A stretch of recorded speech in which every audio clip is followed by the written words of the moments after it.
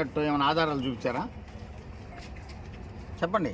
ఆధారాలు అయితే ఏం జస్ట్ ఆరోపణ అంతే. ఆరోపణతోనే అయిపోద్దా? కాదు, వాళ్ళు మేడం అడగమని చెప్పండి. 8 నెలలుగా వెంపర్లాడుతూ డీసీఎంఎస్లో ఏమైనా దొరకద్దని చెప్పేసి భూతత్వం పెట్టి ఎతుకుతుంది కదా, ఇంకా చూపించవచ్చు కదా. ఎవరైతే ఎవరు అవినీతి పడడం తెలిసిపోద్ది కదా. త్వరలో కూడా రేపు ఎల్లుండో స్పెషల్ బులెటిన్ ఒకటి రిలీజ్ చేస్తా ఎల్లుండి. దాంట్లో ఎంతవరకు ఈ నియోజకవర్గం అవినీతికి పాల్పడుతుంది మొత్తం చెప్తాం.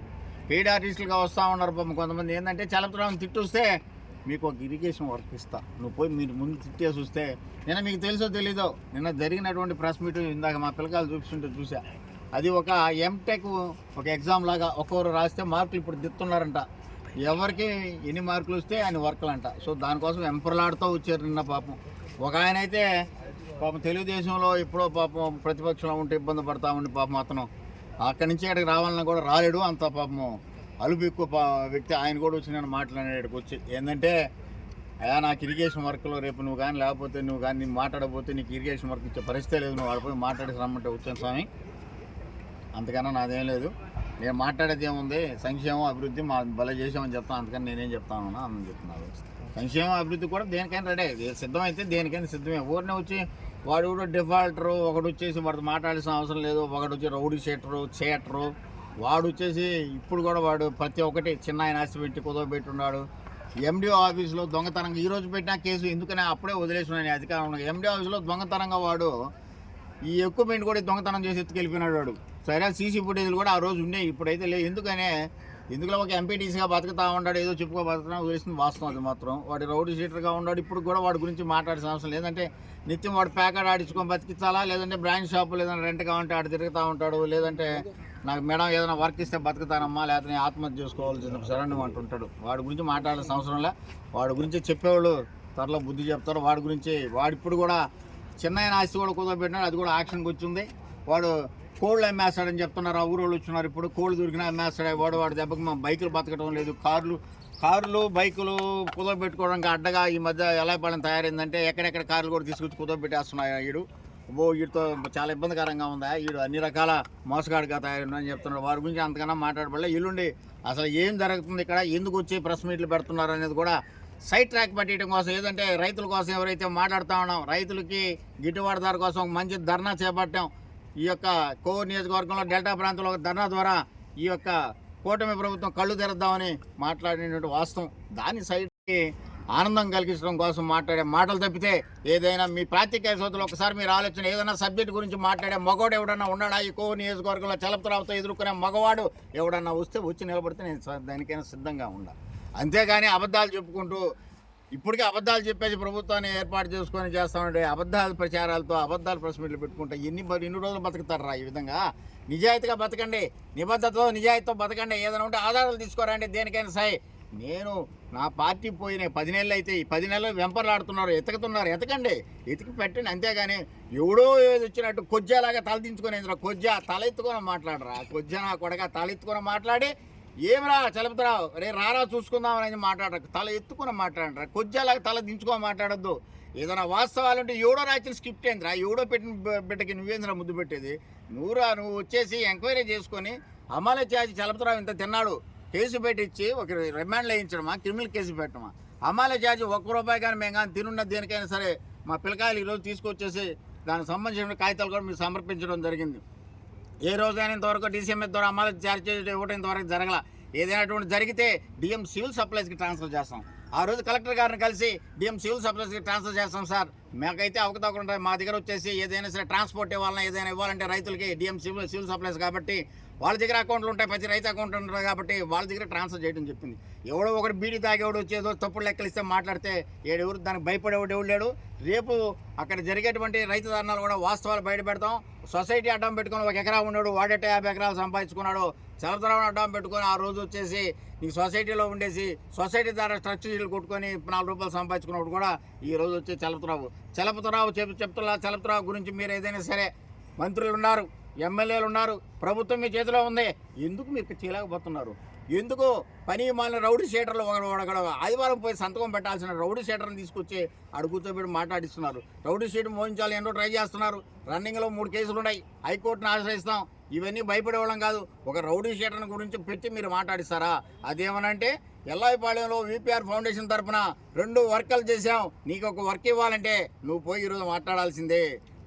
ఇన్ఛార్జిగా ఉన్నటువంటి వ్యక్తి నీకు నాయన రేపు 7 లక్షల రూపాయలు డబ్బులు ఇస్తాం, నువ్వు పోయి ఈరోజు చలపతిరావుని మాట్లాడితే మేడం తృప్తి పడుతుంది.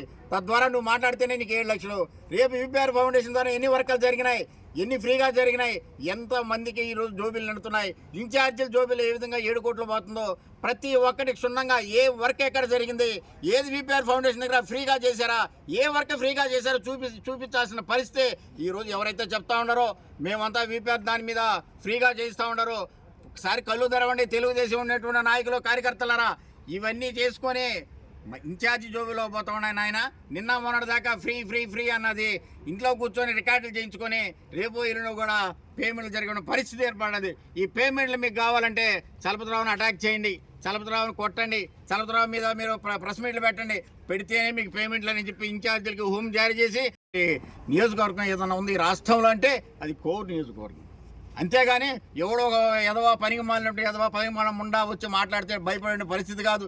ఎక్కడి నుంచో మొత్తం తీసుకొచ్చి జల్లెడ బట్టి నేనైతే ప్రెస్ మీట్కి రాను, నేను మాట్లాడనమ్మా, నా వల్ల కాదు అంటుంటే మీరు మాట్లాడితేనే మీకు వర్క్, మీరు తిడితేనే మీకు పదవులు, మీరేమైనా మాట్లాడితేనే మీకు క్యాష్, లేదంటే మీకు కవర్లు, మీకు పదవులు కావాలన్నా ఇంకేదైనా కావాలన్నా ప్రెస్ మీట్లో ఒక మగాడు ఉన్నాడో ఈ కోవూరు నియోజకవర్గంలో వాడిని ఎదుర్కొని నా దగ్గరికి రాని మీకు ఏం కావాలన్నా ఇస్తాననే పరిస్థితికి ఈరోజు కోవూరు శాసనసభ్యురాలు దిగజారిపోయారు. మరి ఏమైనా ఉంటే నా మీద ఏమైనా పోరాటం, నా మీద ఏమైనా అవినీతి ఉంటే ప్రభుత్వం మీ చేతిలో ఉంది, సిగ్గు లేదా అని అడుగుతున్నా. ఈ ప్రభుత్వం వాళ్ళు ఏదైనా ఊరుకునే పెట్టేసి చలపతిరావు ఏముంది చలపతిరావు దగ్గర? పాత్రికేయులు మీరు కూడా ఒకసారి అడగాల. మేము అడుగుతున్నామన్నా వాళ్ళు చెప్పడం లేదు కాదు. నిన్న 2 కోట్ల దానికి ఏది ఆధారాలు? నేను ఈరోజు ఆధారాలతో మా వాళ్ళు చూపించారు. కాబట్టి డిసిఎంఎస్ ఆఫీస్ ఇక్కడ ఉంది, కోతవేటు దగ్గరలో ఉంది. డిసిఎంఎస్ ఆఫీస్కి ఎంత కమిషన్ వచ్చింది, ఎంత అమాలిసికి కట్టాలి, ఎంత గోతాలకు కట్టాలి, ఎంత వచ్చి అక్కడ ఉన్నటువంటి స్టాఫ్ శాలరీస్ ఎంత పక్కగా ప్రతి ఒక్కటి ఉంది. డిసిఎంఎస్లో ట్రాక్లో పెట్టింది చలపతిరావు. గతంలో ఎంతోమంది అగ్రనాయకులు అగ్రకులస్తులు వచ్చేసి ఎంతోమంది చైర్మన్గా చేసిన ఆస్తులు అమ్ముకున్నారు, కానీ చలపతిరావు ఒక ఆస్తి అమ్మకుండా డిసిఎంఎస్కి నిలకడగా డిసిఎంఎస్కి లాభాల బాటలో తీసుకొచ్చి ఈ డిసిఎంఎస్ ఈ రాష్ట్రంలో నెల్లూరులో డిసిఎంఎస్ ఉంది, ఆ విధంగా చూసి నేర్చుకోండి అని కూడా సీఎం చేత ప్రశంసలు పొందినటువంటి డిసిఎంఎస్ చైర్మన్గా వీరు చలపతిరావు ఉన్నాడు. డిసిఎంఎస్ ద్వారా సంపాదించిన సంపాదన 70 లక్షలు కూడా విరాళాలుగా ఇచ్చాం. ఆ రోజు ఇక్కడ తుఫాన్ వస్తే స్కూల్కి కాంపౌండ్ వాళ్ళు కావాలంటే 25 లక్షలు ఇచ్చా. కలెక్టర్ గారు అడిగి పెద్ద హాస్పిటల్కి పెయింట్లు వేసుకోవాలని అంటే 20 లక్షలు ఇచ్చా. కోవిడ్ వచ్చినప్పుడు 10 లక్షలు ఇచ్చా. మరి ఇక్కడ కంప్యూటర్లో మునిగిపోయారంటే 5 లక్షలు ఇచ్చా. ఏదైనా కానీ చిత్తశుద్ధితో పనిచేసినా కానీ మీలాగా మీ యొక్క వెనకున్నటువంటి ఇన్ఛార్జీలాగా, మీ పనికి మాలినటువంటి రౌడీ షీటర్లాగా, వాళ్ళకి సంబంధించిన ప్యాకెట్ ఆడిచ్చేవాళ్ళలాగా, సాయంకాలం అయితే బ్రాందీ షాపుల దగ్గర వచ్చేసి బిల్ షాపులు అమ్మించేటువంటి దాకా, పొద్దుపోతే గ్రావులు తోలుకొని ఇసుక తోలిచ్చేవాళ్ళు కాక నేనేం చేయటంలే. నిజాయితీగా నిబద్ధతో ఉన్నా. ఇంకా సిగ్గు దించుకో తల ఉంచుకోవాలా. నిన్న వాడు కిందకి గుద్దులో పెట్టుకొని చదువుతున్నాడు. అటు కాదురా బేటా, పైకెత్తి చదువురా, పైకెత్తురా. చలపతిరావు పైకెత్తి మాట్లాడతాడు రా, కింద దిగి మాట్లాడు, పైకెత్తి మాట్లాడుతాడు. పైకెత్తి మాట్లాడితే నీ యొక్క దమ్ము ధైర్యం నువ్వేందో తెలుస్తుంది. అంతేగాని ఎవడో స్క్రిప్ట్ ఇస్తే నువ్వేంద్రా చదివేందు బేటా, ఎవరో షిఫ్ట్ ఇచ్చే కదరా. ఇప్పటికి నేను దిగేసి 8 ఏ రోజైతే గవర్నమెంట్ ఫామ్ అయిందో, ఫామ్ అయినా 4వ తేదీ రిజైన్ చేశాడు పారేసా. ఆ రోజు నుంచి ఎంపర్లు ఆడుతున్నారు. ఎత్తకండి. నిన్నటికి మొన్నటికి వచ్చేసి ఒక బియ్యం సస్పెండ్ కాల. బియ్యం గారు మీరు అడ్డంగా ఉండరు, మాకు చలపతిరావు గురించి మేము పూర్తిగా ఎంక్వైరీ చేయాలంటే అమ్మ అని చెప్పేసి విడవలూరు నుంచి ఒకడు, కొడవలూరు నుంచి ఒకడు, ఇందుకూరు బ్యాడ్ నుంచి ఒకటి పోయి అమ్మ వాడిని తొలగిస్తేనే మనం నేరుగా పోయి ఎత్తుకోవచ్చమ్మా అని చెప్పారు.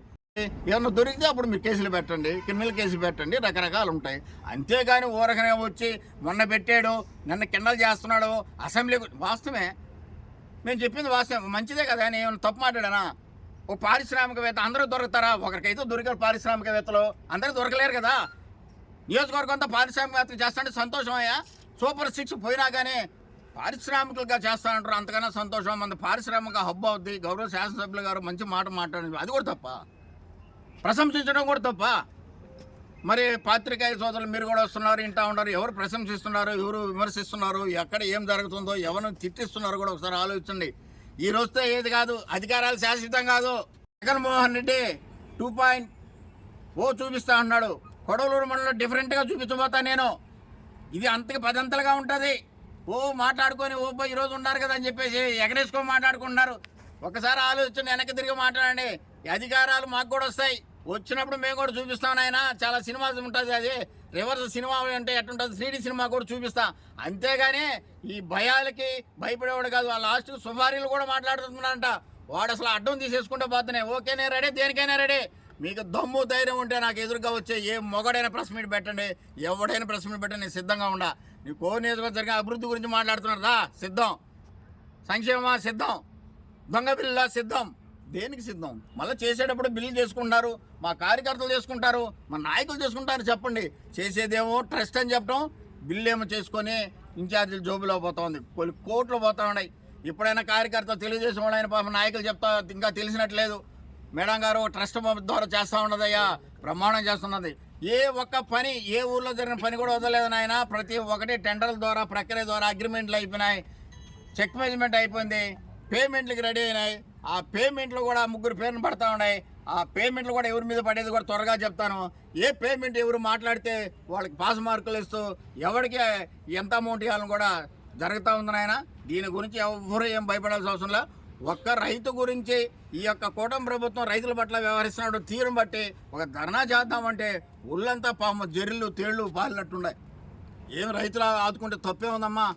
మా పార్టీ వైఎస్ఆర్ కాంగ్రెస్ పార్టీ అజెండాతో ముందుకు వస్తున్నాం. రైతులకి గిట్టుబాటు ధర ఇవ్వండి, రైతులను ఆదుకోండి, రైతులకు పెట్టుబడి ఇస్తామని ఎగ్గొట్టారు, ఇన్పుట్ సబ్సిడీ ఎగ్గొట్టారు, గతంలో బీమా కడుతున్నాం ఎగ్గొట్టారు. ఈరోజు మేము ప్రతి ఒక్కటి చేసాం, గతంలో చెప్పుకోవడానికి మేము ముందుకు వస్తున్నాం. వైఎస్ఆర్ కాంగ్రెస్ పార్టీ, జగన్మోహన్ రెడ్డి గత ప్రభుత్వం నిందనేయడం తప్పితే ఇంకేమైనా ఉందా? కనీసం అది చేసిన చెప్పుకునే పరిస్థితి మాకు గతంలో జరిగినటువంటి అభివృద్ధి గురించి చెప్పుకునేటువంటి వెసులుబాటు మాకు లేదా? మాకు ఆ యొక్క అధికారాలు లేవా? గతంలో మా ప్రభుత్వం చేసినటువంటి సంక్షేమం ఏంది, అభివృద్ధి ఏంది, రైతులకు ఏం చేసాం, మహిళలకు ఏం చేసాం, విద్యార్థికి ఏం చేసాం, ప్రతి ఒక్కరికి ఎవరికి ఏం చేసాం అనేది ప్రతి ఒక్కరు చెప్పుకుంటున్నాం. దాన్ని కూడా మీరు దానికోసం కూడా గొడ్ల పెడుతూ మీరు అక్కడ పోయి వాడిని తిట్టేసి రండి, వాడు తిడితేనే నా దగ్గరికి రండి, వాడు తిట్టేది నేను చూడాలా, ఎంత తిడితే అన్ని మార్కులను బట్టి మీకు వర్కులను బట్టి మీకు పదవులను బట్టి మీకు కవర్లు. ఏంది ఇది? సభ్య సమాజం తలదించుకునే విధంగా ప్రెస్ మీట్ ఎక్కడన్నా కానీ ఒక ప్రెస్ మీట్ పెడితే ప్రెస్ మీట్ ఆడ కూడా ఇంకా జరిగి ఉండదు. మళ్ళీ ప్రెస్ మీట్ వెంటనే మీరు ఇంటికి పోయి డబ్బులు తీసుకుని ప్రెస్ మీట్ పెట్టండి, వాళ్ళు ఏదో పెడతా ఉన్నారంట, చూడండి మళ్ళీ వెంటనే ప్రెస్ కూడా అక్కడ పిలిచేసి మళ్ళీ ఇంకో ప్రెస్ మీట్ పెట్టండి. ఆ ప్రెస్లో ఉండేటువంటి మాటలేంది, విధి విధానాలేంది, ఏం మాట్లాడుతున్నారు, గవర్నమెంట్ మంచి చేస్తుందా, చబర చేస్తుందా, సంక్షేమం చేస్తుందా, అభివృద్ధి చేస్తుందా, దాని గురించి మాట్లాడే పరిస్థితి ఏం లేదు. కేవలం ఏదైనా బాగుంటే మేము ఒక మ్యాండేటరీ ఈ రాష్ట్రంలో సంపద సృష్టిస్తా అని చెప్పేసి మన చంద్రబాబు నాయుడు గారు చెప్పారు. మరి విద్యుత్ పేరుతో భారం మోపుతా ఉన్నాడు. దాని మీద ఒక ధర్నా చేస్తామంటే ధర్నా మేము చేయకముందే ప్రెస్ మీట్. మొన్న ఇక్కడ స్థానిక సమస్యల ప్రజాప్రతినిధులని భయపెట్టేసి చెక్కు మీరు కానీ రాకపోతే మీకు చెక్కు ఓవర్ తీసేస్తాం, ఎంత డబ్బైనా ఖర్చు పెట్టి ఆ సర్పంచ్లు కొనియండి, ఆ సర్పంచ్లు ఇంటికాడ పెట్టండి, ఆ సర్పంచ్ల మీటింగ్ అటెండ్ కాకూడదని చెప్పి హుకుం జారీ చేసి మళ్ళీ ఆ రోజు మేము ధర్నా జరిగిన మళ్ళీ ఒక అరగంటకి ఏడన్నా పెడతారా? ప్రతిపక్షం ఏడన్నా ఒక దగ్గర ఒక ప్రెస్ మీట్ పెడితే పాలకపక్షం ఏదైనా ఉంటే పక్క రోజో ఇదో మళ్ళా రోజో వాళ్ళకి ఏదైనా కార్యక్రమం వచ్చినటువంటి సంభాషణలో ఓహో నిన్న పెద్ద ఈ పోటుగాళ్ళు పెట్టారయ్యా, ఈ విధంగా చేశారంట, మాకన్నా చేసేవాళ్ళరా, ఇంత అభివృద్ధి చేస్తున్నాం, ఈరోజు ఇప్పుడే మళ్ళీ రిబ్బన్ కట్ చేశాను, ఆడ శంకుస్థాపన చేశాను, ఇక్కడ ప్రారంభోత్సవం చేసాను చెప్పుకుంటారు. ఇది అట్టు కాదే. ప్రెస్ మీట్ ఆడ ఇంకా జరుగుతూనే ఉంటుంది. మీ ఫోన్లో వచ్చేసి ఆడ ప్రెస్ మీట్ అంటే మీరు వచ్చేసేయండి, మళ్ళీ ఇంకొక అరగంటలో మా దగ్గర ఉంటుంది ప్రెస్ మీట్. ఆ ప్రెస్లో ఏంది పూర్వపురాలు పరిశీలించేది కూడా ఏమంటే డబ్బు ఉంది, డబ్బు నా దగ్గర ఉన్న దేనైనా కొనగలన అహంకారంతో ఈ యొక్క కోర్ నియోజకవర్గం అల్లడిల్లిపోతూ ఉంది. అహంకారం మధ్యలో కోర్ నియోజకవర్గం తల్లడిల్లిపోతూ ఉంది. మరి ఇన్ఛార్జీల మధ్యలో కోర్ నియోజకవర్గం అనగా అల్లాడిపోతూ ఉంది. ఒకసారి ఆలోచించి ఇప్పటికే నివురు కప్పిన నిప్పుగా ఈ యొక్క నియోజకవర్గంలో ఉన్నటువంటి ఈ కార్యకర్తలు, ఆ కార్యకర్తలు, మీ కార్యకర్తలు, మా కార్యకర్తలు, మా వాళ్ళు, మీ వాళ్ళు కలేసుకొని ఉన్నటువంటి అందరూ ఎదురు చూస్తున్నారు. ఏ రోజు వస్తుందా పడిగిప్పి కాటేద్దామని ఎదురు చూస్తూ ఉన్నారు. ఆ రోజులు దగ్గర పడతాయి. ఇటువంటి చిల్లర ఉన్నటువంటి ఈ యొక్క రౌడీ షీటర్లు, డిఫాల్టర్లు, పనికి మాలినాడు వాళ్ళని తీసుకొచ్చేసి ఇక్కడ మీరు పోయి ఒక చెత్త ప్రెస్ మీట్ పెట్టినంత మాత్రాన ఇక్కడ వీసీఆర్ గారు భయపడేది ఏంటో ఉండదు. ఒకసారి అది మీరు కల్లోనే. ఇంకేదైనా ఉంటే సినిమా రేపు చూపిస్తా, తర్వాత కూడా స్పెషల్ బులెటిన్తో మళ్ళీ మేము ముందుకు వస్తా.